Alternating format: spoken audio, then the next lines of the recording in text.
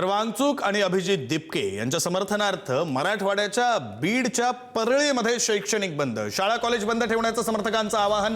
दिल्लीतील आंदोलनाला परळीमधून पाठिंबा दिला जातोय. केंद्रीय शिक्षण मंत्री धर्मेंद्र प्रधानांच्या राजीनाम्याची मागणी केली जाते.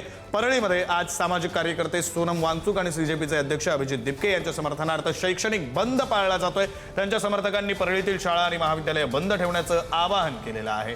दिल्लीमध्ये सुरू असलेल्या आंदोलनाच्या पार्श्वभूमीवर समर्थकांनी तीव्र भावना व्यक्त करत केंद्रीय शिक्षण मंत्री धर्मेंद्र प्रधान यांच्या राजीनाम्याची मागणी केली आहे. शिक्षण व्यवस्थेतील विविध प्रश्नांवर केंद्र सरकारनं भूमिका स्पष्ट करावी अशी मागणी यावेळी करण्यात आलेली आहे. दिल्ली येथे जंतर मंतरवर सोनम वांगचूक यांचं आंदोलन जे केंद्र शासनानं मोडकळीस आणलं, ज्यांना की जसं काही अंतविधी झाल्यासारखा मरण पावल्यासारखं गटुड्यात बांधून नेल्यामुळं शैक्षणिक दर्जा खालावल्यासारखा आज जे युवक पिढीमध्ये अस्ताव्यस्त झाले. सोनम वांगचूक हे युवकांसाठी लढत होते, जे की पेपर फुटीसाठी लढत होते. त्या कारणानं आज परळी शहरातील सर्व शाळा आणि महाविद्यालय हा शैक्षणिक बंद पाळण्यात येत आहे आणि तो शांततेत पाळण्यात येत आहे.